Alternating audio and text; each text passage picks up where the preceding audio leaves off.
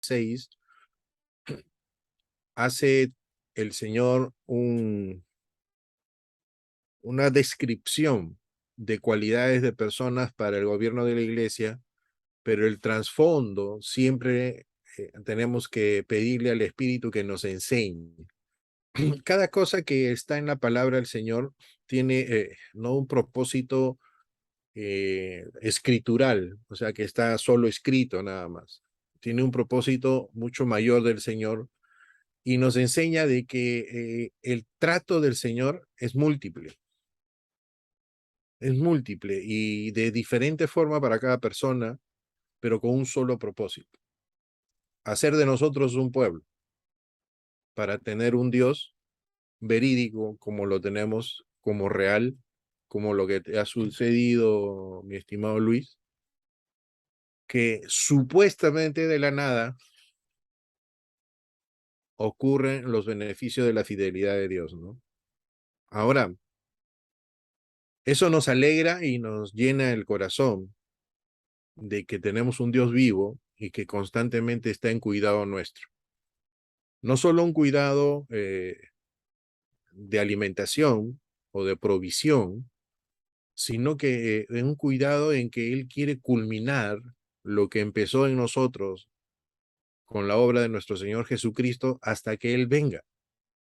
O sea, Él es el que nos cuida en este proceso que nosotros llamamos de nuestra esperanza viva, en que el Señor ya viene pronto.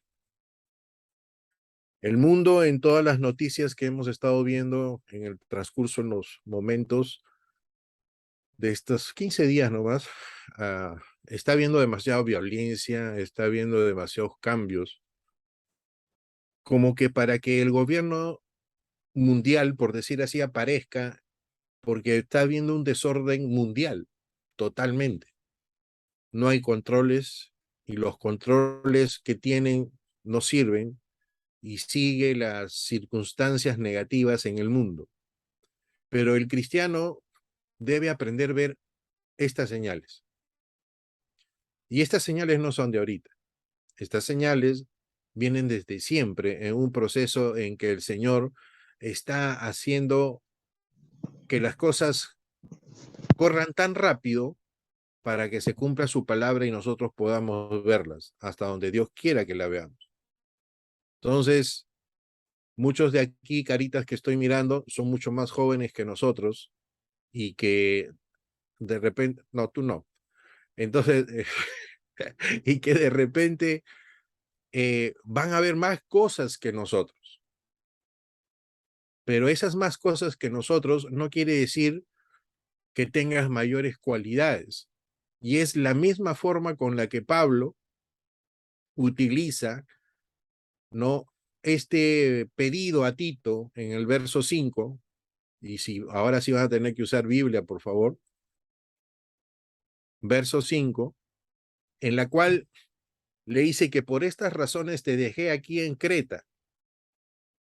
Entonces, hay cosas que por el tiempo uno no las puede concluir, pero no por la dejadez ni por el mal oficio que uno ejerce, sino que indudablemente me gana el tiempo y todo lo que viene de atrás para adelante, no se tendrá que cumplir en algún momento. Pero para eso el Señor pone un grupo de personas, no es uno solo que hace todo. ¿Ok? Pablo hablaba en Corintios, y vamos a Primera de Corintios, capítulo 3, capítulo 3, verso 6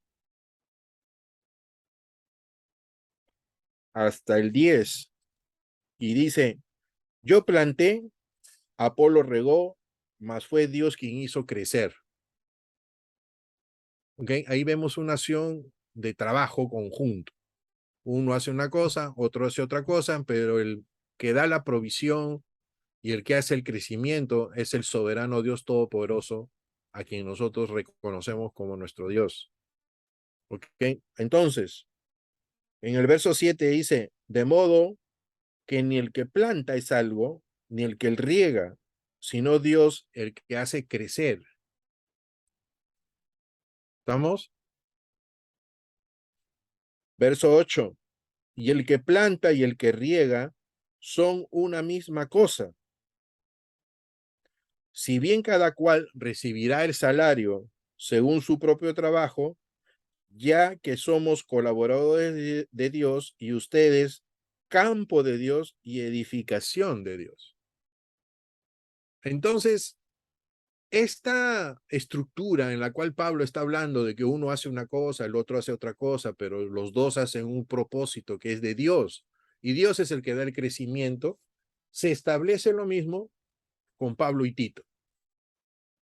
Pablo tuvo que salir, empezó a hacer la obra hasta cierto level o hasta cierto nivel, ¿y qué pasó?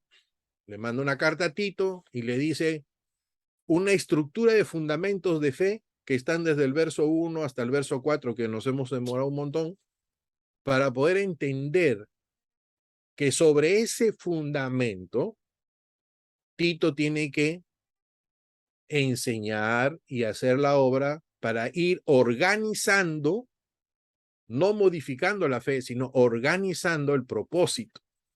¿Entienden? Entonces, la obra del Señor es un trabajo arduo, es un trabajo de planificación, no es un trabajo de que yo salgo con mi Biblia, enseño y se acabó el asunto. Eso no es el trabajo, es mucho más complicado. Y solo se lo da a personas dóciles, porque las que no son dóciles utilizan la obra que están haciendo para beneficio propio, más las que son dóciles pasan por el sufrimiento, o sea, toman el otro camino, por el cual es dificultoso. Es dificultoso.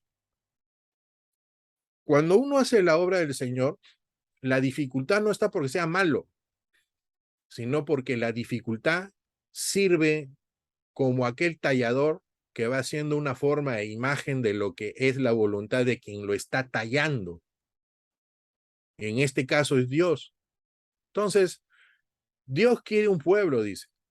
Si Dios quiere un pueblo, Él quiere, desea formar un pueblo de acuerdo a lo que Él tiene en su corazón, no de acuerdo a lo que nosotros imaginamos.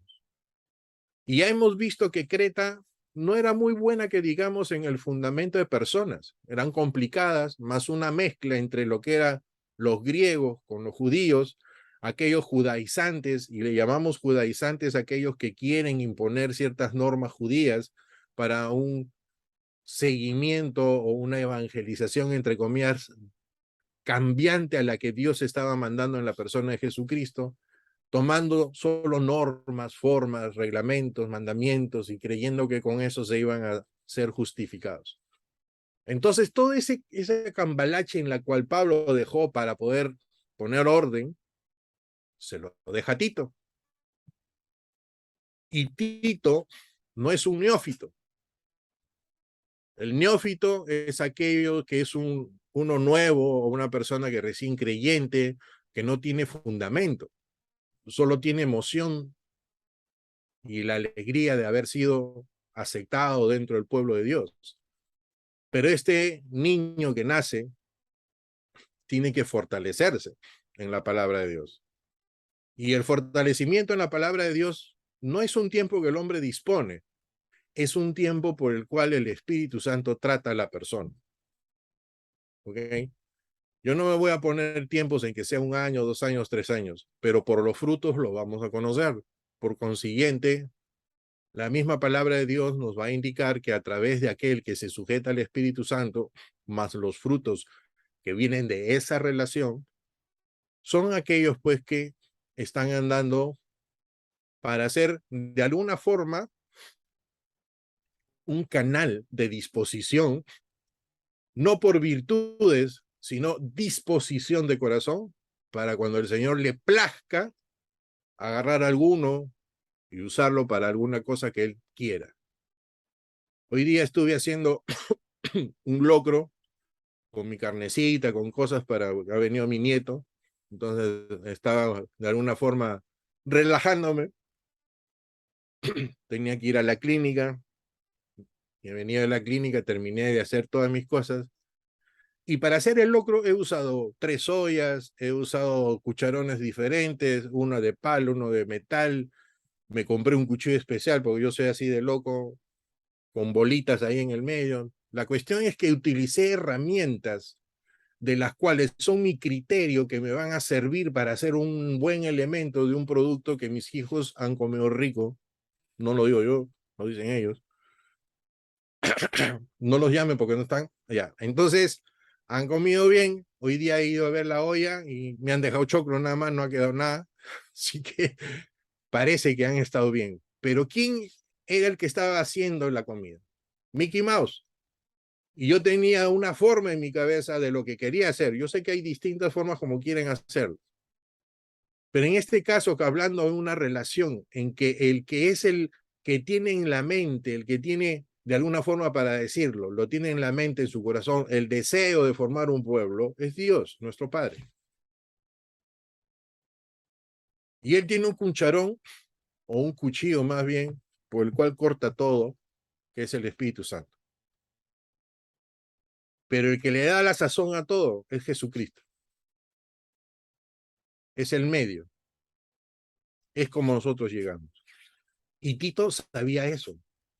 Y cuando Pablo le dice a Tito, te he dejado, verso 5, ahora sí vamos a Tito, capítulo 1, verso 5.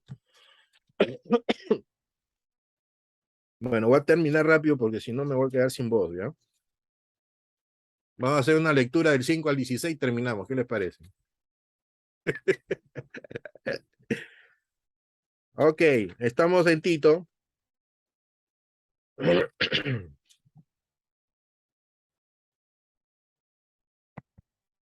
Y el verso 5 dice, voy a usar la Jerusalén por si acá, ¿ya? No estoy usando Reina Valera, estoy usando otra versión. Así que no se palteen. El motivo de haberte dejado en Creta fue para que acabaras, ¿ok? Fue para que acabaras de organizar lo que faltaba y establecieras presbíteros en cada ciudad como yo te ordené. En este versículo, esta versión da ese sentido de lo que hemos estado explicando. Algo que quedó inconcluso no por una desorganización, sino porque faltó tiempo, porque ya tenía Pablo que ir haciendo otras visitas más. Y lo deja Tito para que haga el trabajo. ¿Estamos? Verso 6. En referencia dice, el candidato debe ser irreprochable, casado con una sola vez, o dice acá, casado una sola vez, cuyos hijos sean creyentes, no tachados de libertinaje ni de rebeldía. ¿Ok? Las normas que están dando acá no son cualidades para escoger a alguien y decir, ah, tú eres el escogido para ser un siervo del Señor, un anciano, un presbítero, lo como quieran llamarlo, en realidad es un pastor. Y porque tienes estas cualidades que están en la Biblia, yo te llamo. No es así. No te engañes. Esto no es un libro de cómo son las cualidades de una persona para ser líder. Eso es en el mundo. Y en el mundo cristiano equivocado porque la norma, la base para que uno sea utilizado por el Señor es porque está sobre el manto del Espíritu Santo. Es el Espíritu Santo que él está escogiendo. Y eso lo vamos a ver. Hay un versículo en Hechos.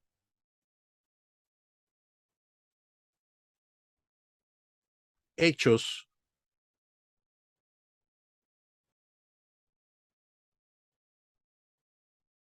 20:28.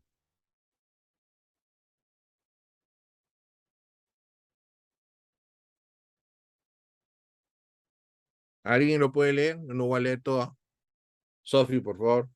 Sí, dice, por tanto, mirad por vosotros y por todo el rebaño en que el Espíritu Santo os ha puesto por obispos para apacentar la iglesia del Señor, la cual él ganó por su propia sangre. Aleluya. ¿Quién puso? El Espíritu Santo. Espíritu.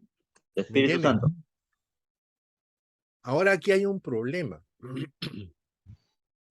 Yo no sé cuántos de ustedes conocen cómo obra el Espíritu Santo en sus vidas o cómo se manifiesta a través de lo que Él quiere mostrar. En ese tiempo era con mayor claridad cómo el Espíritu Santo se movía en el inicio de lo que era la iglesia. Y percibían la forma de cómo se movía el Espíritu Santo a través de los apóstoles. Cómo aquellos que habían recibido en el capítulo 2 de Hechos esas lenguas de fuego sobre sus cabezas, la cual indicaba la llenura del Espíritu Santo, y que posteriormente salieron a hacer la obra, enviados por el Señor, porque el Señor les dijo, no se muevan de ahí y esperen hasta que venga el Espíritu Santo para que puedan seguir avanzando. Tuvieron ese poder, el cual se manifestaba cómo obraba el Espíritu Santo en añadir más a la iglesia. En medio de que posteriormente comenzó la persecución, se fueron por varios lugares y eso era para esparcir, porque la gente se acomodaba, así como nosotros, ¿no? Chévere en Zoom, somos 20, ahí se queda uno y sigue, pero ya no va a la iglesia. No, no, la idea no es así, o sea, es utilizar el medio y la necesidad para poder hacerlo, pero no quiere decir que ahí te quedes, porque el Señor va a venir y te vas al... Ahorita se apaga la luz, se acaba todo y te vas a dar cuenta que no puedes estar en esa situación. Y a lo que voy es que en ese fondo que está haciendo es el Espíritu Santo que pone. Así que si a ti o a mí no me escogen, tú tranquilo, brother, porque el asunto es del Espíritu Santo, no es del hombre que te está escogiendo. O no quieras tampoco sacar el pecho diciendo que tú tienes las cualidades para que te sea escogido para el servicio del Señor. Eso dejemos un costado al costadito y saquemos lo verdadero. Todos nosotros tenemos que ser nacidos del Espíritu, guiados por el Espíritu, para llegar a la meta que el Señor quiere. No lo podemos hacer por nuestras instrucciones, por nuestras capacidades, sino por el sometimiento de nuestro corazón al Espíritu que Dios ha dejado, que es estar en la orden de Dios Todopoderoso, para que nosotros podamos llegar a la medida y estatura de la cual ha estipulado Dios, que es Jesucristo. Es el tipo por el cual todos nosotros debemos pensar en nuestra mente y en nuestro corazón hacia dónde vamos, el propósito. No hacer un mejor David, no hacer un mejor Juan o con lo que tú quieras decir, sino asemejarte tú y yo a la persona de Jesucristo.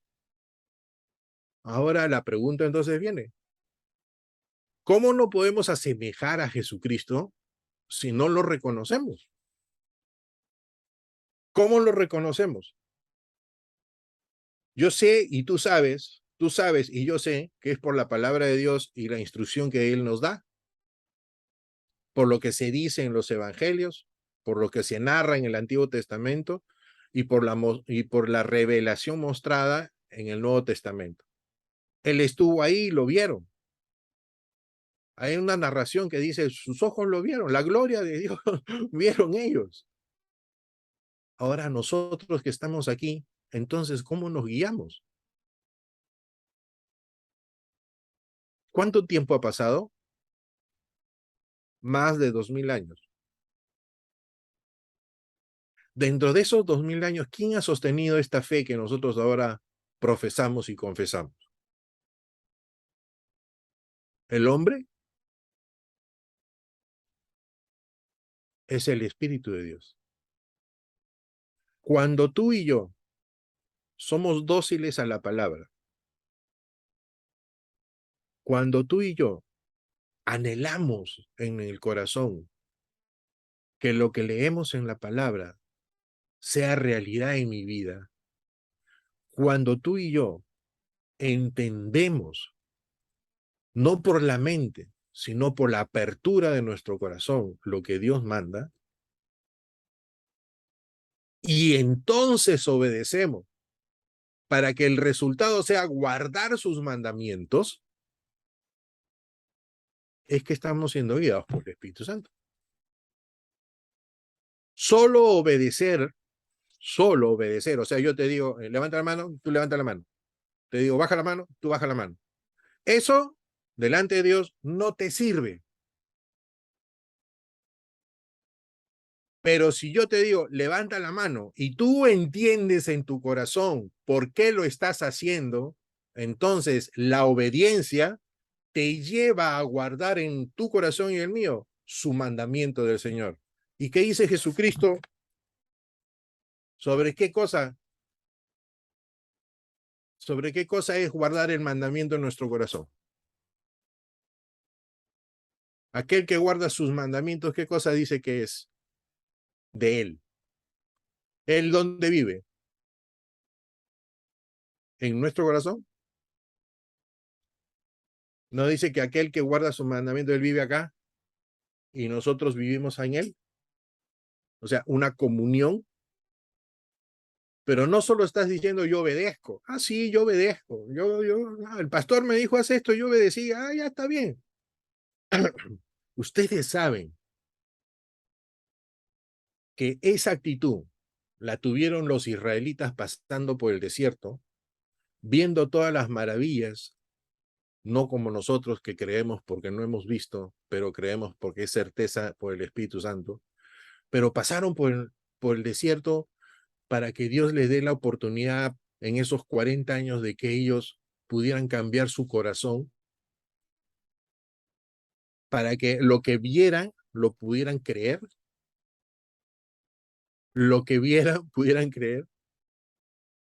Ellos dijeron, el Señor permitió esos 40 años para sacar a Egipto esa cosa que tenían adentro de haber sido esclavos, sí, pero muchos también tenían cosas buenas en Egipto, pero no tenían al Dios Todopoderoso. Y tenían a Egipto como símbolo de pecado. Y eso, caminar ese desierto, permitiendo 40 años de travesía, para que se arrepintieran nada más, Dios le daba oportunidades todos los días, le daba maná, le daba las codornices, en la cual era la enseñanza de Dios, como a ti, Luz, que Dios estaba proveyendo y no tu mano, no tu chamba, no tu vecina, porque en las largas tu vecina no te lo trajo, te lo envió y quien te lo trajo fue tu hijo, que nada tenía que ver. Por consiguiente, estaba la mano del Señor pura. Hay que ser agradecidos, sí, eso yo no digo que no, pero ¿de dónde viene? Es del Señor. Pero Dios estaba haciendo su trabajo, usando el tiempo para que nosotros pudiéramos arrepentirnos y obedecer con toda nuestra mente, con toda nuestra fuerza, con toda nuestra voluntad, que es la enseñanza de ahora.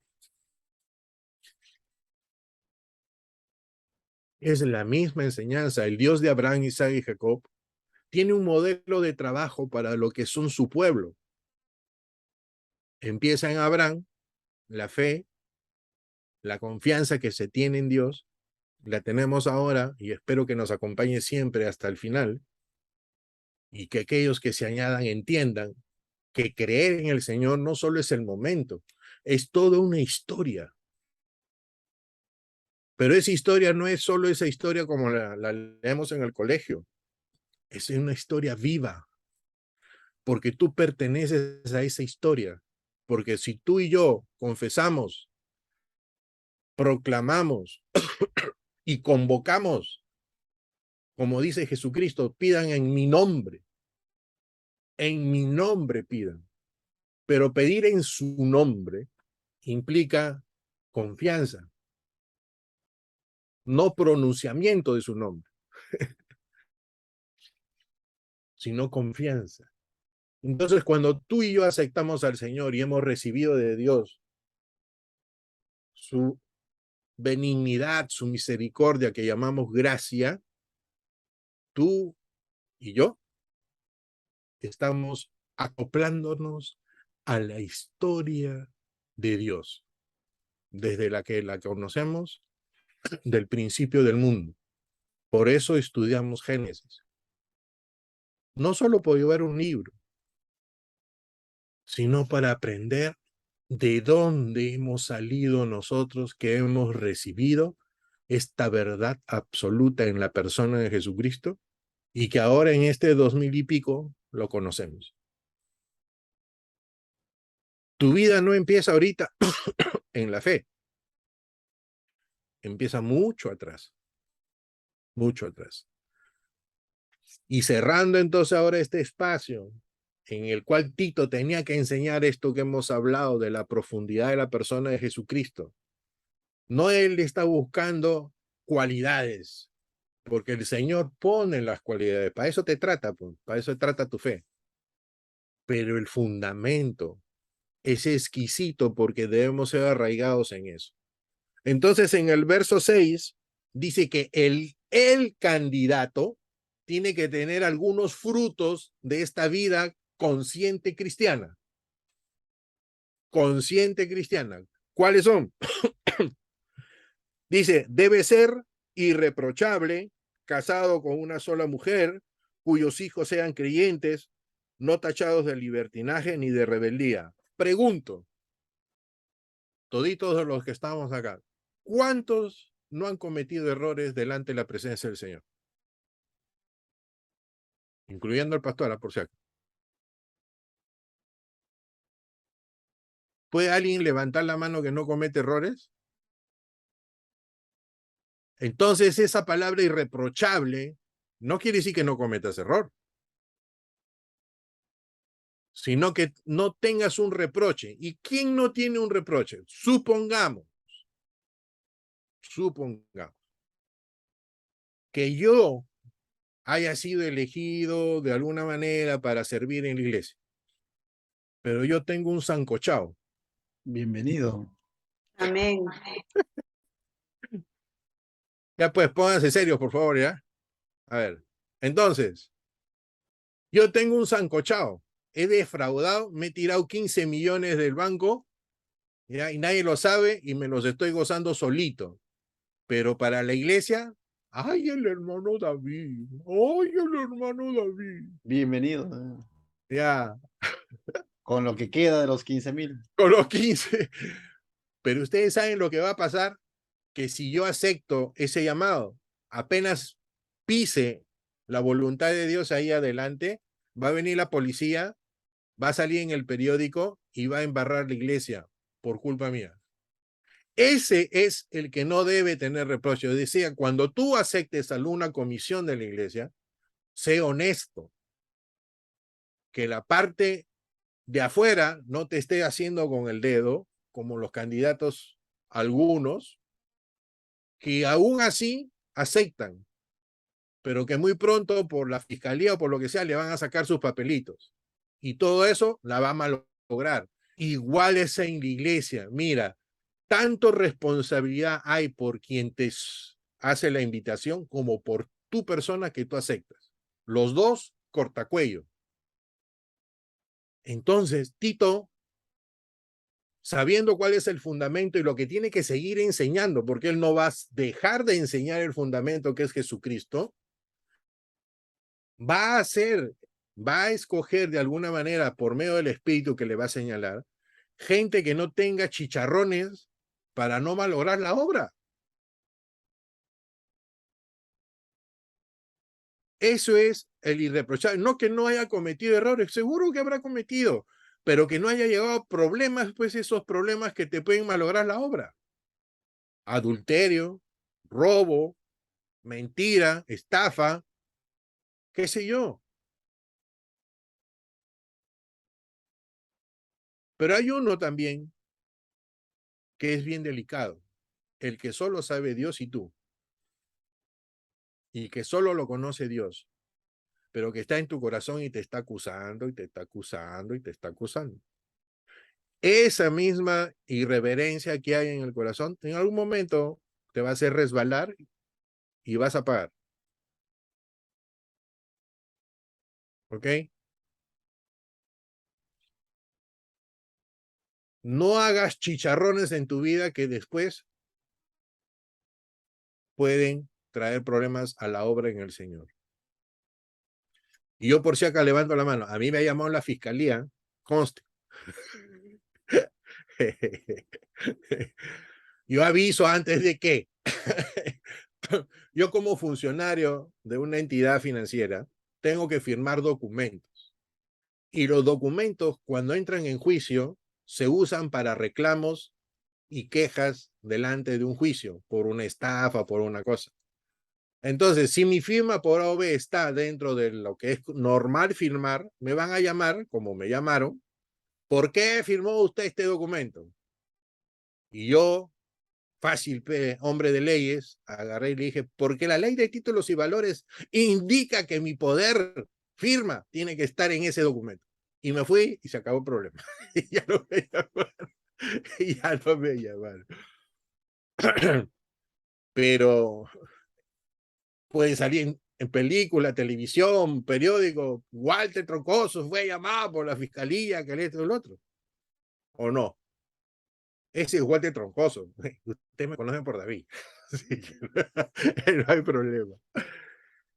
Pero sí, la seriedad de este punto es de que nosotros no debemos tener chicharrones afuera. ¿Ok? Entonces, ese es el irreprochable, no aquel que está exento de equivocaciones, ¿no? David, quizás como solo para acotar, pero quizás en ese punto, ¿no? También debemos ser conscientes de que mm, una cosa es tener anticuchos de cuando no teníamos esa vida en Cristo, ¿no? O sea, por ejemplo, porque hay un punto en el que a veces las personas se autocondenan y dicen, o sea, y vemos, ¿no? Que Dios usa personas, mismo Pablo en la Biblia, ¿no? Hoy también podemos ver hoy en día personas que quizás cuando no tuvieron a Cristo, cuando no vivían esa fe genuina, pudieron haber cometido muchos errores, ¿no? Pero ahí donde vemos el obrar del Espíritu Santo que lo va a transformar, ¿no? Entonces, hay una frase que se me quedó, ¿no? O sea, que hablen de tu pasado, pero no de tu presente con Cristo, bueno, porque si ya van a hablar de tu presente, es porque está dando motivos, ¿no? Entonces, eso quizás también tenerlo claro, ¿no? Para no autocondenarnos y de pronto decir, entonces yo no voy a servir y nunca voy a servir al Señor porque en mi vieja vida o sin Cristo fui tal o tal cosa, ¿no? Entonces, Sí. y a manera de anécdota,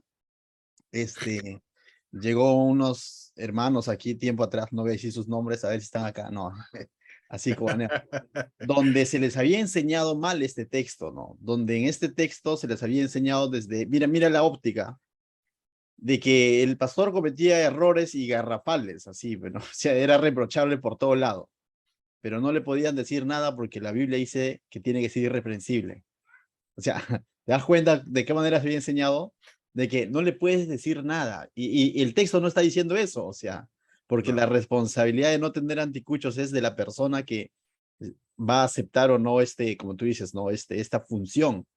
Pero Sí. esta persona estaba usando para decir, ustedes no me pueden decir nada porque la Biblia dice que yo soy irreprensible, o sea, sacado de contexto total, ¿no? Y la Esos verdad, son, cuando pues, escuché eso dije que cómo, ¿no? ¿Cómo se puede enseñar eso? Definitivamente mal. y esos son los que no han sido llamados, pero están ahí. Pero bueno, así es, pues el Señor dice que no hay que arrancar a la cizaña dentro de la que está el trigo porque puede haber problemas, solo Dios sabe, así que orando nada más y como Julito caminando buscando su comida ahí en su casa, ya se conectó. Listo. A lo que vamos es que el, el irreprochable también no debe construir una idea de que, o sea, tienes que ser inmaculado, ¿no? Porque puedes formar una cara exterior, pero interiormente está haciendo lo mismo. Entonces hay que tener cuidado en esto de ser irreprochable, ¿no? Sí, hay que guardar testimonio de aquello que tú estás creyendo. Los frutos son los que tienen que dar razón. Y si Perdón, los David. frutos son, perdón, No, quería acotar algo, pero no, termina, creo. sí, no, y que si los frutos son verdaderos, arraigados en un corazón sujeto al Señor, no va a haber problema. Pero si los frutos son solo externos, va a haber problema. Sí, Sofi. No, sino que también hay que tener en cuenta de que no debemos de cuidarnos solamente pensando por el cargo que tenemos. Está Sí. acoplándose con Patricia, si puedes bajarle un poquito tu volumen, ya. Ya. No tenemos que, no tenemos que tratar de ser irreprensibles o irreprochables por el cargo que tenemos, sino por el Señor a quien servimos. Porque hay mucha gente que constantemente lo que busca es no tener una tacha, pero por no perder el cargo que está ejerciendo o el lugar donde tiene, ¿no? Entonces no debería ser nuestro pensamiento de esa manera, sino servir realmente, genuinamente al Señor, ¿no? Sí, definitivamente esa es la palabra, genuinamente. Y para eso, pues, necesitamos el Espíritu Santo para el discernimiento, ¿no? Porque a nosotros se nos escapan los cuipes, ¿no? Pero al Señor no, pues, ¿no? Pero bueno, sigamos. Casados con una sola mujer, está indicando porque en ese tiempo era muy natural, entre comillas, natural en el hecho de que no había forma como corregir, pero los judíos en ese entonces sí tenían 2 o hasta 3 mujeres, ¿ok? Esa era su forma cultural. Y habían entrado al cristianismo con esa forma cultural. Pero ¿cómo haces tú cuando ya tienes esa forma cultural, siendo cristiano, te arrepientes y todo lo demás? ¿Qué haces? ¿Dejas 2 y te quedas con una? No era la idea. Pero tenía que haber una formación que lo subsiguiente, o sea, lo que venía siguiendo en la construcción de la iglesia, tenía que establecerse como varón de una sola mujer, ¿no? Entonces, es un poco raro porque se parece mucho, no sé, a los que han estudiado Nehemías, cuando encuentran la ley, Esdras, ¿no? Y se habían casado muchos de los que estaban ahí en Babilonia, ¿no? De lo que ya se llamaban judíos en ese entonces, pero eran de todas las tribus, pero se les llamaba judíos, que estaban casados con extranjeras. Y ellos por seguir la ley a la letra, porque hicieron un pacto diciendo que vamos a seguir la ley encontrada, se divorciaron, las dejaron. Eso es lo que narra la Biblia en Nehemías. Así de duro. Pero en este caso, se está hablando de este caso diciendo, oye, ya hasta aquí terminó esa situación y de aquí para adelante en la nueva vida, en la nueva vida cristiana, solo esto debe ser de esta forma. Y se estableció así. Por eso en Timoteo, con Timoteo viene todo esto, marido de una sola mujer. Tito solo está tomando casi con un resumen, pero el fundamento viene de eso y viene de la historia, la cultura, como de dónde quienes venían que tenían 2 o 3 mujeres. ¿Ok? Más aún, ¿qué quieren decir con los que los hijos sean creyentes?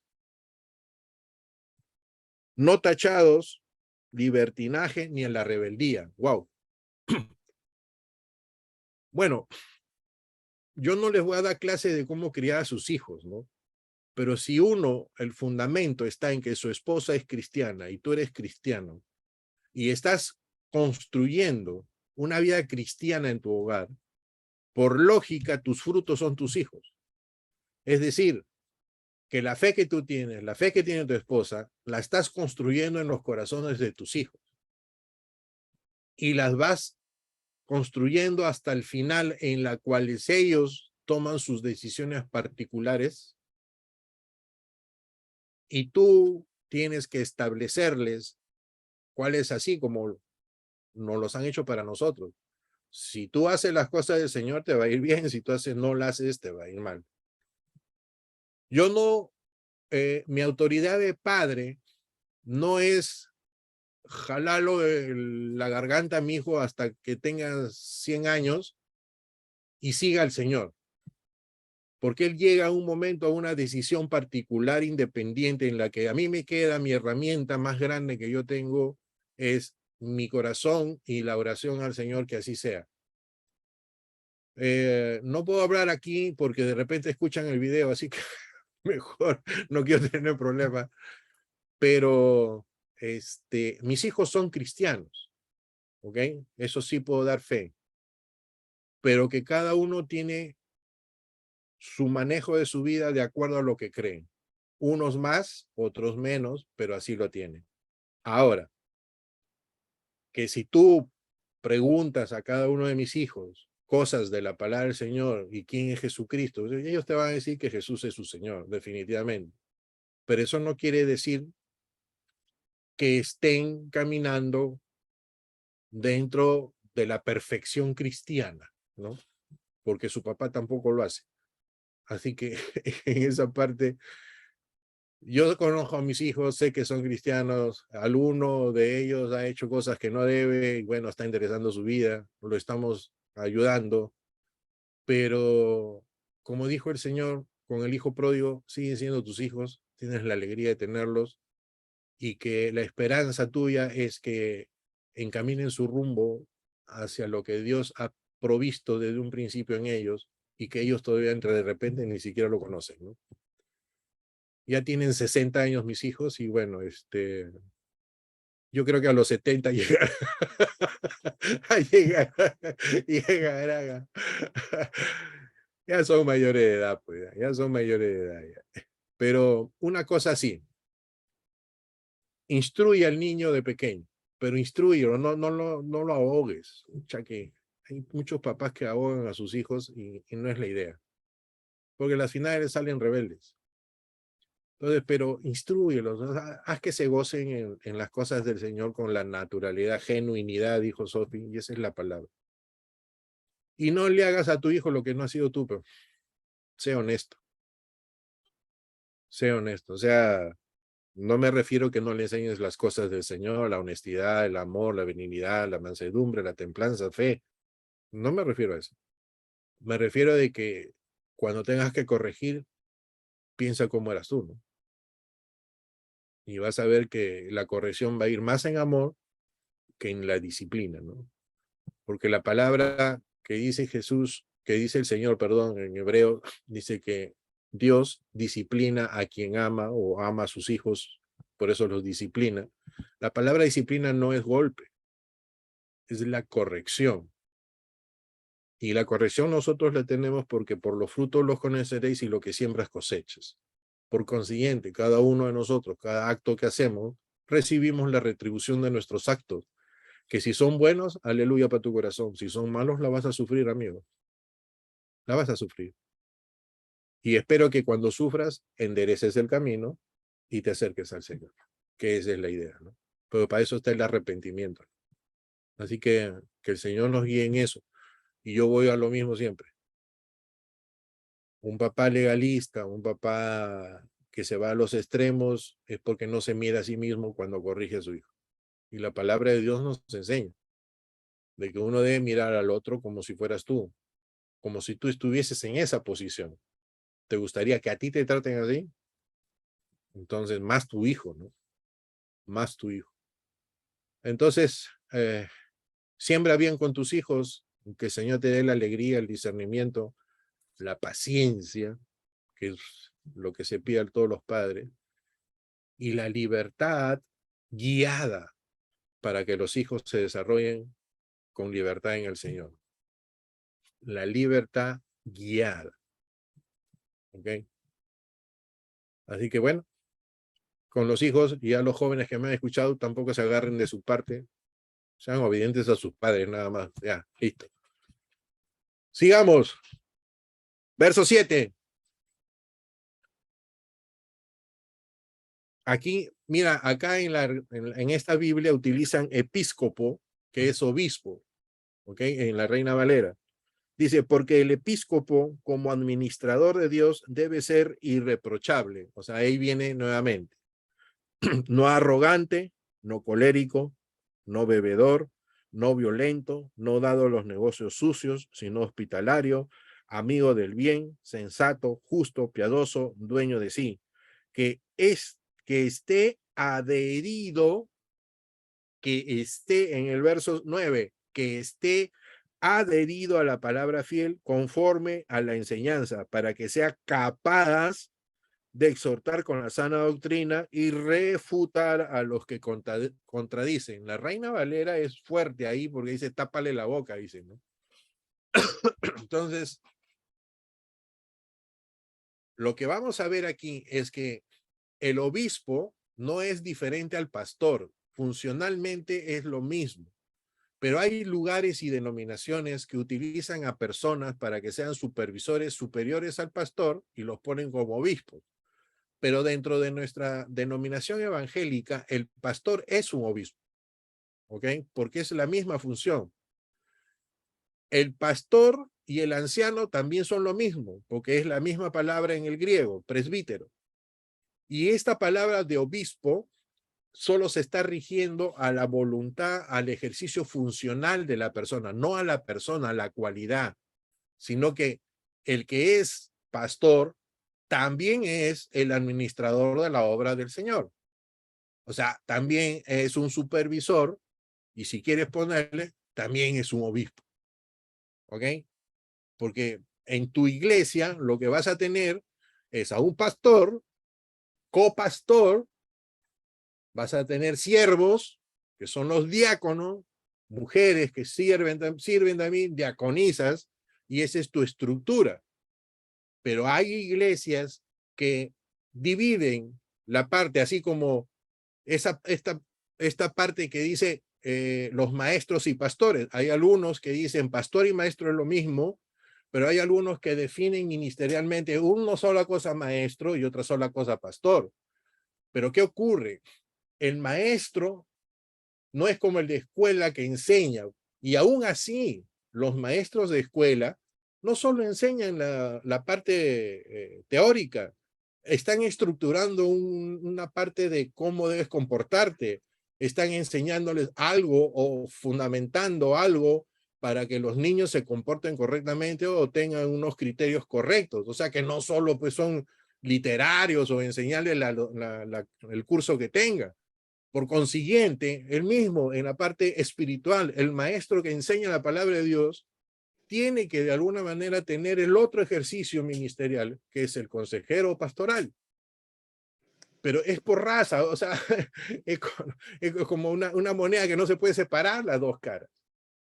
Ahora que si tú te quieres dedicar solo a ser un exégeta, es decir, un estudioso de la palabra de Dios, palabra por palabra, nadie te lo quita.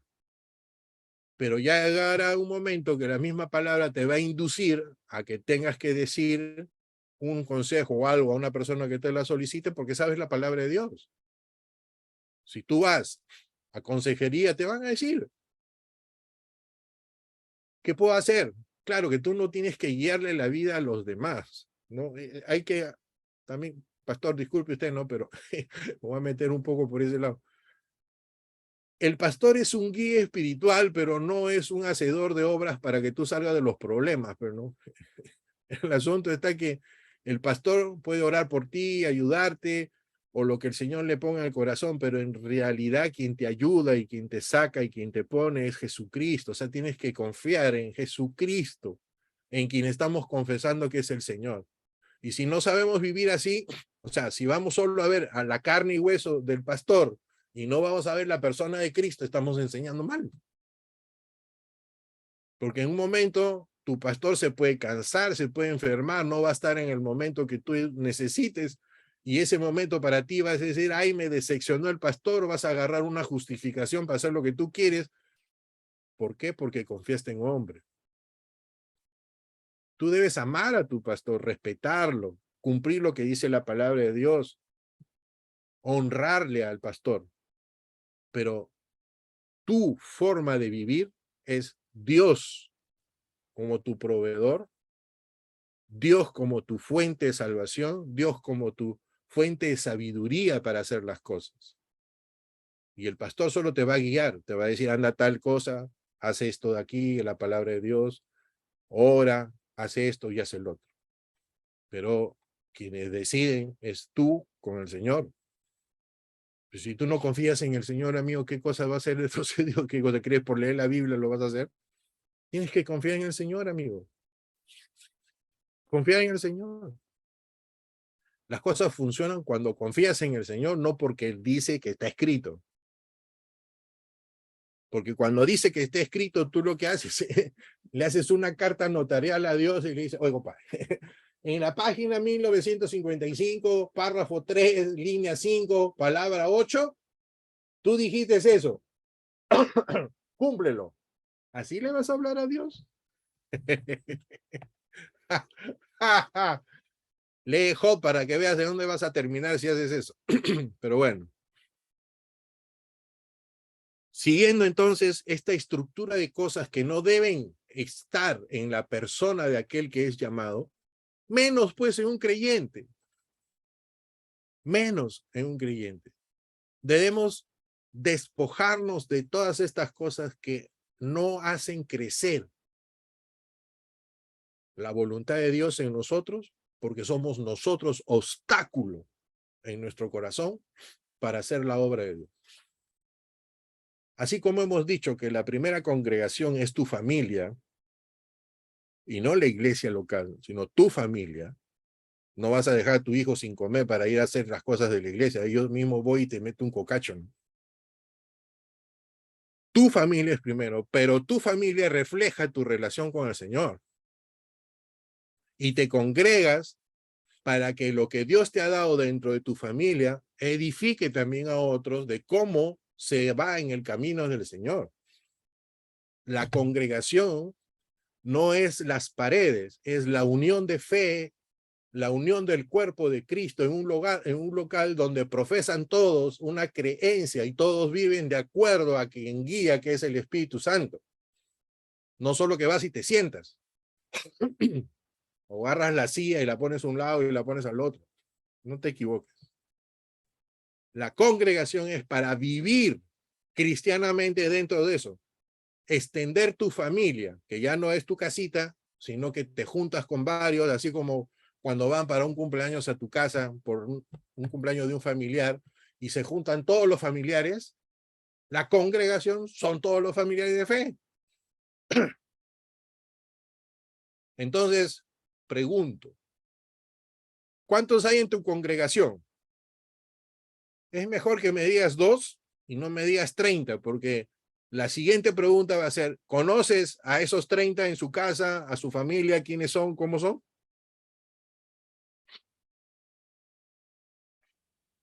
Ahora imagínate iglesias de 2000.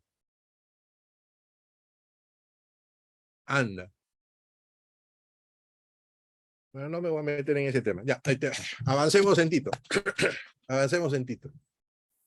Después me van a ir a buscar en mi casa y me van a pegar seguro, pobre.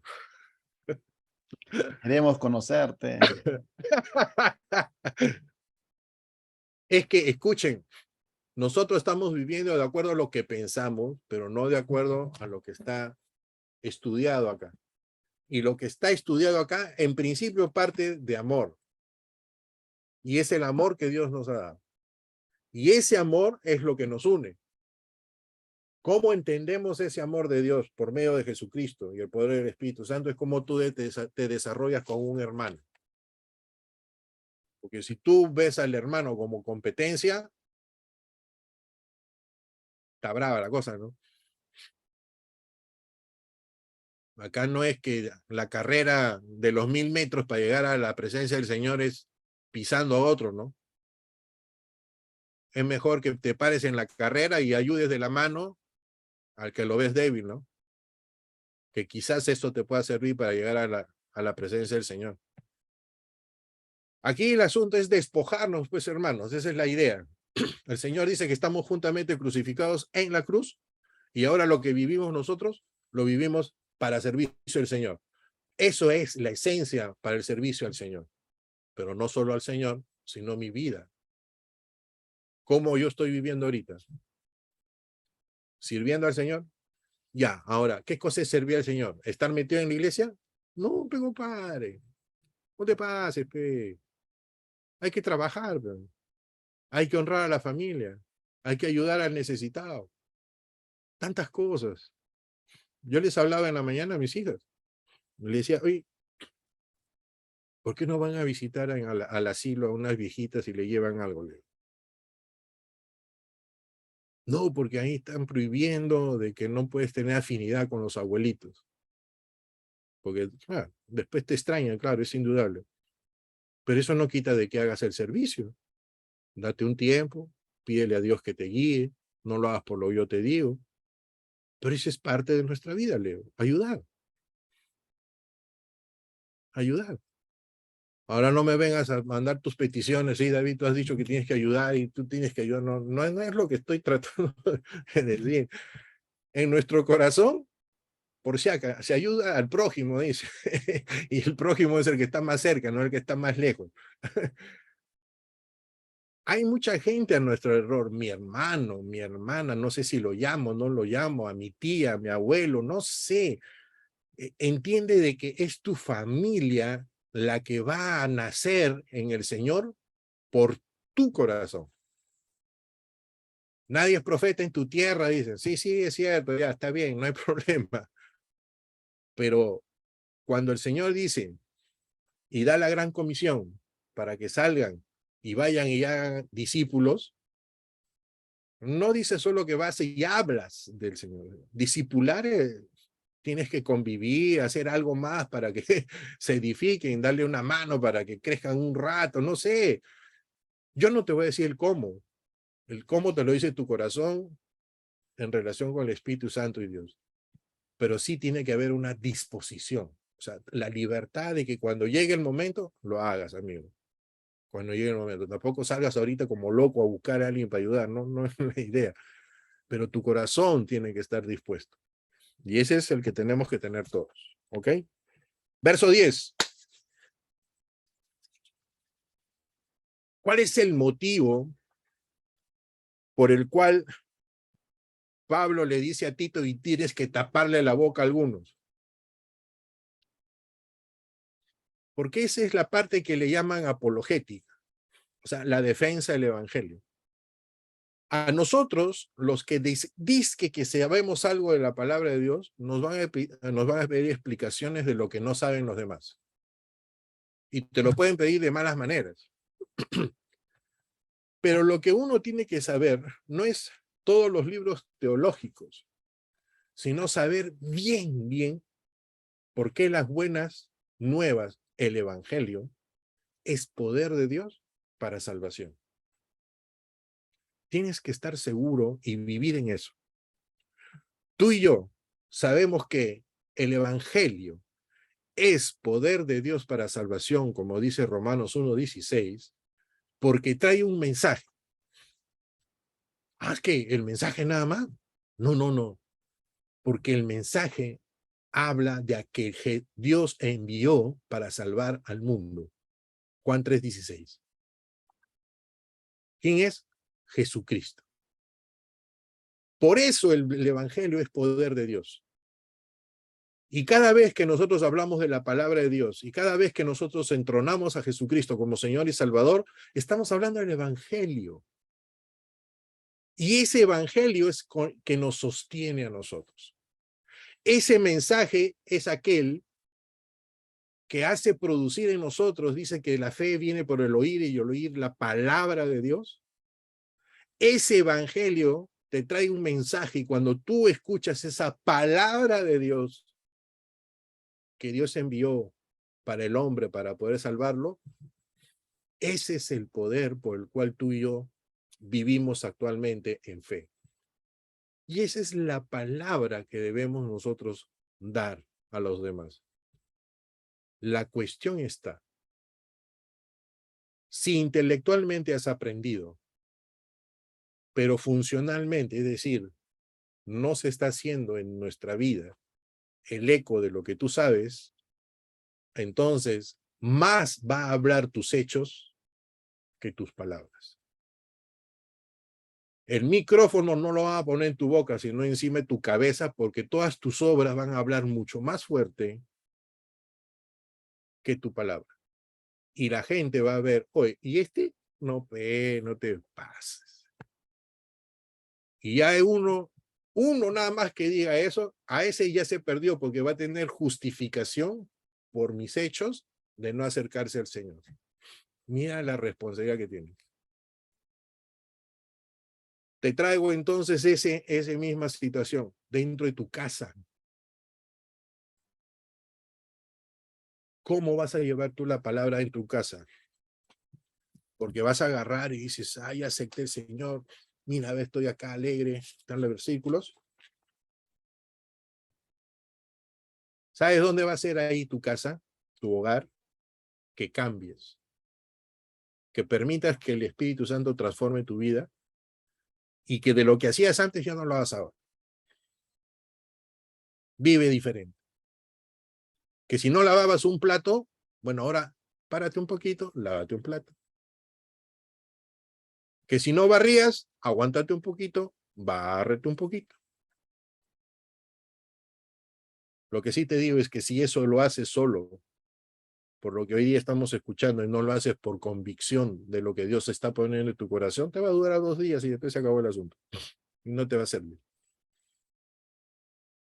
La perseverancia no nace de la repetición de cosas. La perseverancia nace de la convicción que las cosas tienes que hacer. ¿No, Julito? ¿Qué dice el Señor? Aquellos que se le acercan y le dicen, Señor, Señor, en tu nombre no hicimos milagros, no echamos demonios. ¿Qué dijo el Señor? ¿Ah? Apartados de mí. Hacedores de maldad. Así es. Y eso es lo único que nos enseña, es que si hacemos las cosas sin convicción y sin confianza, estamos siendo igual que antes. Así que aprovechemos que el Señor nos está dando, como dice Luis Bolaños, que yo tiro palo, pero no hay que perder el gusto por los palos. Hace bien, hace bien. Verso 10, avanzamos. Porque hay muchos rebeldes, vanos, habladores y embusteros, sobre todo entre los de la circuncisión. ¿Quiénes son de la circuncisión? Los judíos. ¿Ven? Ahora no nos vamos en contra de los judíos, vamos a ser antisemitas y toda la cuestión. No, miren, en ese entonces lo que está pasando es de que los judíos querían poner sus normas para poder cambiar lo que Pablo le estaba diciendo a Tito que lo haga por el Espíritu Santo. ¿Ok? ¿Sencillo? Listo. Seguimos. 11. A quienes es necesario taparles la boca, porque son hombres que transforman familias enteras, engañan a familias enteras, enseñando por torpe ganancia lo que no deben. Uno de ellos, profeta suyo, dijo, cretenses, siempre mentirosos, malas bestias, vientres perezosos. Este testimonio es verdadero, por tanto, reprenderlos severamente a fin de que conserven, ¿qué cosa? La sana doctrina. Dice un poco, había un profeta en su tiempo, siglo 8, siglo 7 de Creta, que era un poeta, un filósofo, pero que la palabra poeta con la palabra profeta en el griego suenan un poquito similar, ¿no? No me acuerdo bien si es poetes con profetes, pero suena así. ¿Y qué cosa pasa? Pablo aprovecha, saben que Pablo ha sido bien irónico en algunas cosas ahí, ¿no? Pero bueno, se parece a David Troncoso, creo que aprendió ahí en esa escuela de Gamaliel, por ahí con eso. Entonces, cuando Pablo utiliza a este poeta que hablaba cosas reales, verdaderas, porque dice es verdadero testimonio, o sea, porque sí son mentirosos, glotones y todo lo demás, utiliza esa enseñanza de este poeta de su tiempo diciendo que tenía verdad, pero que tenía Tito que cambiar eso. Pero cuando le dice a Tito cambia, no le está diciendo que él los cambia a palazos, esto, sino que haga su labor de obispo, su labor de anciano, de presbítero, su labor de siervo del Señor, mostrando con poder la fe, la emuná, que hemos dicho que está en hebreo, que es la confianza que tienen en Dios. Yo no puedo pedirle a alguien que cambie si no confía en quien le estamos pidiendo que sea el remedio. No sé si alguno de ustedes alguna vez le ha dolido la cabeza y le han querido dar una pastilla y le han dicho, tómate, te va a pasar al toque. No, eso no pasa. Si no crees, no te la vas a tomar. Pero si crees, vas a ver la funcionalidad de tomar una pastilla que tiene ciertos elementos para ayudar a cambiar la cabeza, el dolor de cabeza. El asunto está en que tienes que tener confianza en lo que tomas. Sea tu agüita, y ese me acabó, sea tu pastillita o lo que sea. Les comento algo. Yo he salido de la clínica hoy día porque tengo problemas con esta ñata que está acá. Y, y yo sabía que tenía algún problema acá, pero bueno, ya me lo dijeron y me dijeron de que esto tengo que operarme. Esta de aquí, tengo el tabique desviado, pero no la nariz toda, no desviado acá. Y no me deja respirar, por consiguiente ronco, por consiguiente me da la cuestión de la garganta, por consiguiente me da la cuestión de los bronquios, por consiguiente no duermo bien, por consiguiente hay un montón de cosas. Me acordé de Pablo, bástate en mi gracia, dijo el Señor. Bueno, de viejo a uno le da de todo, así que no hay problema. Pero me han dado ahí unas pastillas, unas cuestiones para la nariz, para que los cornetes se desinflamen y todo lo demás. Pero, ¿en quién confío? En la sabiduría de la doctora que ha tenido tantos años y todo eso. Mira, ella es un elemento dentro de mi camino, pero mi confianza está en el Señor. Que si a Dios le place y a Él le gustara hacerlo, me quita todo lo que tengo inmediatamente. Pero no será el momento. Pero yo sé que Él sí lo puede hacer. Y si me permite tener esto y así, bendito sea, porque tengo de qué decir que Dios es poderoso para sostenerme aún con ese problema para hacer la obra del Señor. O sea que por izquierda o por derecha, bendito es el Señor siempre.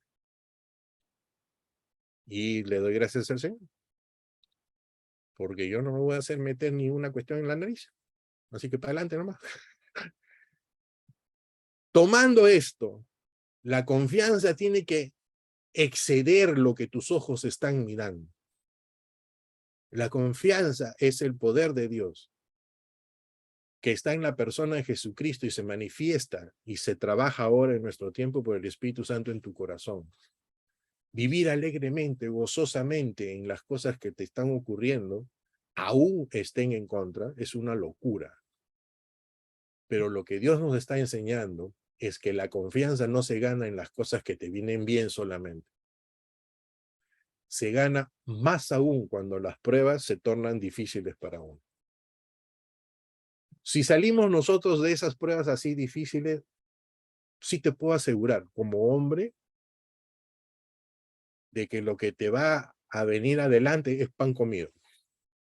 Porque lo que tú y yo necesitamos es una semilla de mostaza de fe en nuestro corazón para mover montañas. Pero el primer paso hay que darlo para confiar. El primer paso. Dice que Dios ha puesto la fe en ti. ¿Sí o no? ¿Está bien? Perfecto.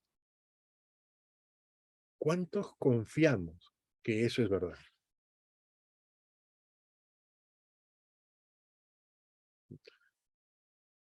Puede ser que lo aceptes, pero confianza es estar seguro. Ahí sí interviene Hebreos 11:1, ¿no? Certeza de lo que se espera, convicción de lo que no se ve. Ahí sí interviene lo que es la confianza, pero no en el sentido de tener un poder magnético, extrasensorial, ¿no? Que tú porque digas en tu cabeza, sí, vas a tener fe, te equivocaste. Eso no es. La fe es la confianza en ese Dios que actuó en Abraham, que es padre de Abraham, de Isaac y de Jacob, y que actualmente se mueve tal cual. Tal cual. ¿Cómo el Dios de Abraham, Isaac y Jacob? Hay que estudiar el Antiguo Testamento, chicos. Yo no soy un ebook para que machuques un botón y te diga todo. Tienes que estudiar. Ebook es un libro electrónico, ¿no? Lo que lees en tu celular, esos son los ebooks. Pero tienes que estudiar. Confianza en el Señor, bendito sea.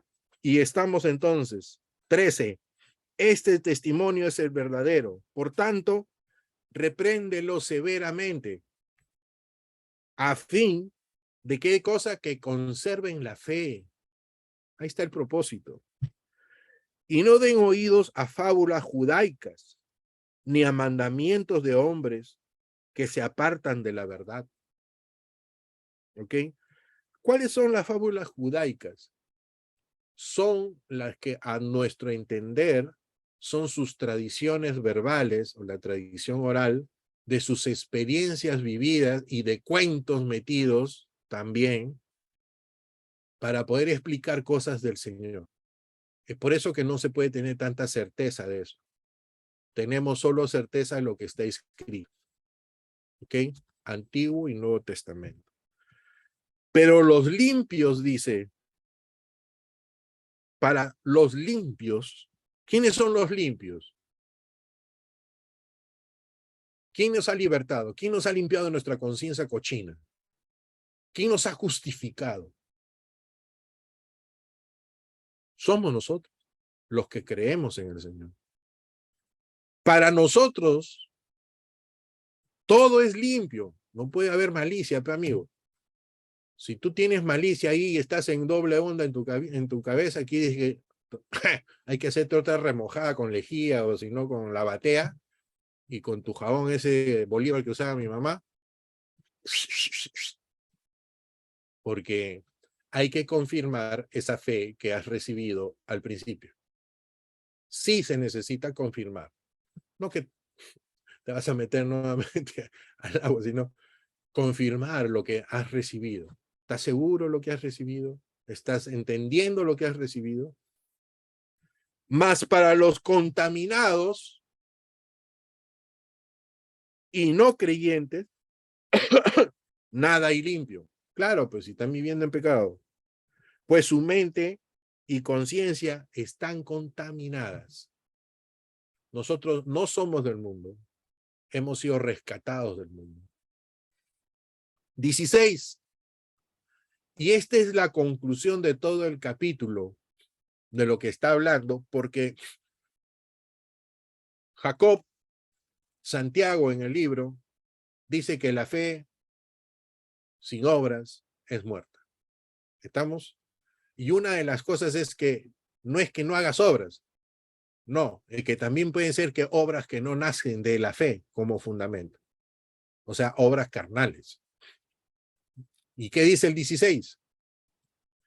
Profesan conocer a Dios, mas con sus obras lo niegan. Son abominables y rebeldes e incapaces de toda buena obra. La buena obra no es la que a ti te parece o a mí me parece. No es la que podría ser un volumen adecuado de dinero para dar a un lugar. No es la que tú haces un esfuerzo y dices, wow, pero cara que me reconozcan que estoy haciendo esfuerzo. Esas no son buenas obras. Son las que nacen de un corazón puro, limpio y justo, que solo lo hace Jesucristo nuestro Señor.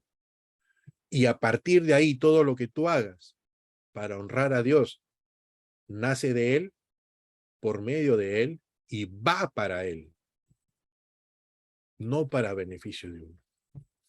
Entonces, donde a ti te ha tocado estar, donde tú vives, donde tú trabajas, tu forma de estar con la gente, te muestra que lo que has recibido en tu corazón ha cambiado tu vida. Y mírate en el espejo, no necesitas ir muy lejos. Si lo que tú eres ahora es diferente a lo que eras antes. Si lo que tú eres ahora se refleja en lo material nada más, y si lo que tú ves ahora es igual a lo que era antes, ¿Dónde fue el cambio?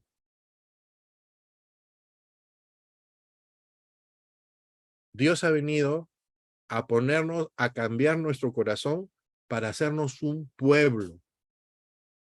Y somos pueblo de Dios porque Él es nuestro Dios. Entonces, confiemos como que Él es Dios, que va a cambiar nuestra vida, pero abramos nuestro corazón para que Él pueda tallar a Jesucristo, nuestro Señor. Que Dios me lo bendiga. Hemos terminado el capítulo 1.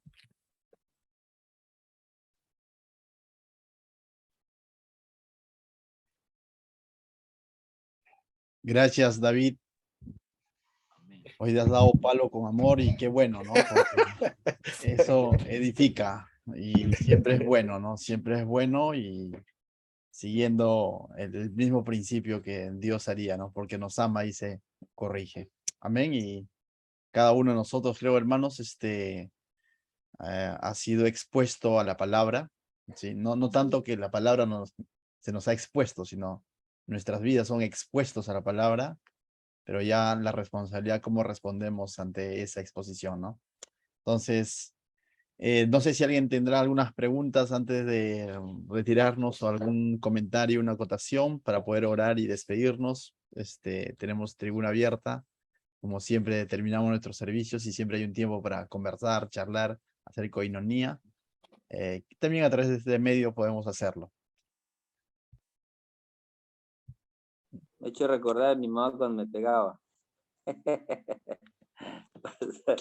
Nada, ahí, gracias por... Nada más que decir, no, muchas gracias.